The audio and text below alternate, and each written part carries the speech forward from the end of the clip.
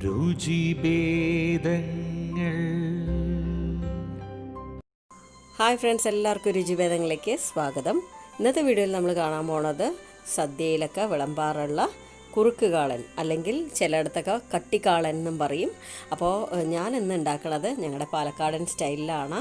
പിന്നെ സദ്യ ഉണ്ടാക്കണതിൻ്റെ 1-2 ദിവസം മുമ്പേ നമുക്കിത് ഉണ്ടാക്കി വെക്കുകയും ചെയ്യാം. നല്ല എളുപ്പമാണ്, അതുപോലെ തന്നെ നല്ല സ്വാദുള്ളൊരു കറിയുമാണ്. അപ്പോൾ എല്ലാവരും ഇത് ഒരു പ്രാവശ്യമെങ്കിൽ ഈ ഒരു രീതിയിൽ ഉണ്ടാക്കി നോക്കൂ കേട്ടോ. അപ്പോൾ നമ്മുടെ ചാനൽ ആദ്യമായിട്ട് കാണുന്നവരാണെങ്കിൽ നിങ്ങൾക്ക് ഇഷ്ടമാവുകയാണെങ്കിൽ ഒന്ന് സബ്സ്ക്രൈബ് ചെയ്ത് സപ്പോർട്ട് ചെയ്യണേ.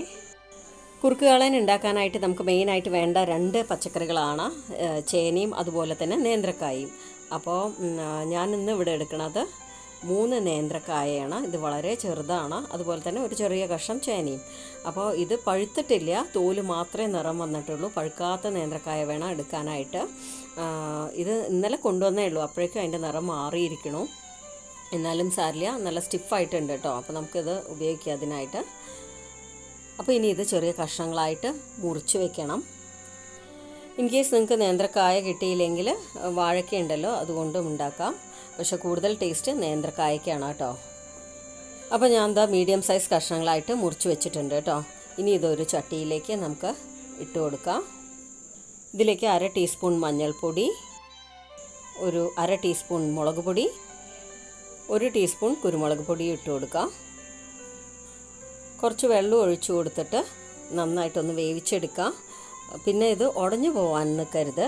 അതുപോലെ തന്നെ ഇത് വേണമെങ്കിൽ പ്രഷർ കുക്കറിൽ വേവിച്ചെടുക്കാം, 1 വിസിലിന് കേട്ടോ.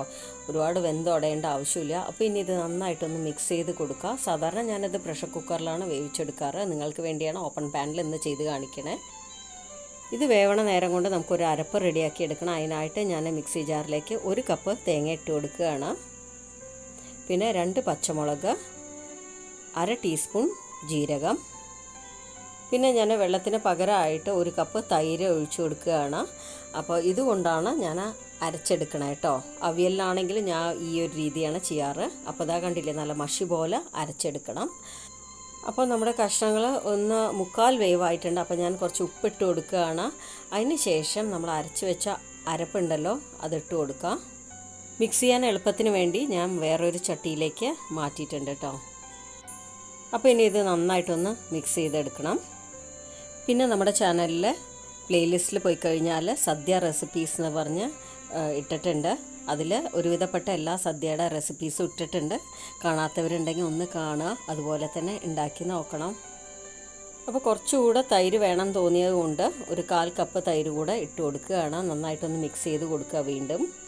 അതിന് ശേഷം വാങ്ങി വയ്ക്കാം. കാരണം ഒന്ന് തിളച്ചാൽ മതി കേട്ടോ, ഒരുപാട് തിളപ്പിക്കാൻ നിൽക്കരുത്. ആ തേങ്ങയുടെയും ജീരകത്തിൻ്റെയും പച്ചമണം ഒന്ന് പോയി കിട്ടിയാൽ മതി. ഇതിന് ഒരുപാട് നേരം അടുപ്പിൽ വെക്കേണ്ട ആവശ്യമില്ല. അപ്പോൾ ഈ ഒരു കൺസിസ്റ്റൻസിയിൽ നിർത്തിയാൽ മതി. അത് കറക്റ്റായിരിക്കും നമ്മൾ ഇലയിൽ വിളമ്പണ സമയത്ത്. അപ്പോൾ ഇനി ഒരു പാൻ വെച്ച് അതിലേക്ക് കുറച്ച് വെളിച്ചെണ്ണ ഒഴിച്ചു കൊടുക്കുക. വെളിച്ചെണ്ണയ്ക്ക് പകരം നെയ്യ് വേണമെങ്കിൽ ചേർക്കാം കേട്ടോ. അപ്പോൾ ഞാൻ സദ്യ സമയത്ത് അങ്ങനെയാണ് ചെയ്യാറ്. അതിനുശേഷം 1 ടേബിൾ സ്പൂൺ കടുക് ഇട്ട് കൊടുക്കുക, 1/4 ടീസ്പൂൺ ഉലുവ ഇടാം, പിന്നെ ഒരു 2 കപ്പലമുളക് ഇട്ട് കൊടുക്കാം, പിന്നെ കുറച്ച് കറിവേപ്പിലയും. അതിന് ശേഷം നമുക്ക് ഈ കറിയിലേക്ക് താളിക്കാം. എല്ലാം കൂടെ ഒന്ന് മിക്സ് ചെയ്തെടുത്ത് കഴിഞ്ഞാൽ നമ്മുടെ കുറുക്ക് കാളൻ റെഡിയായി. എല്ലാവരും ഈ ഒരു രീതിയിൽ ഉണ്ടാക്കാത്തവരുണ്ടെങ്കിൽ ഒന്ന് പരീക്ഷിച്ച് നോക്കുക. അപ്പോൾ നിങ്ങൾക്ക് വീഡിയോ ഇഷ്ടമാവുകയാണെങ്കിൽ ലൈക്ക്, കമൻറ്റ്, ഷെയർ, അതുപോലെ തന്നെ ആദ്യമായിട്ട് കാണുന്നവരാണെങ്കിൽ സബ്സ്ക്രൈബ് ചെയ്യാനും മറക്കരുത്. Thank you all.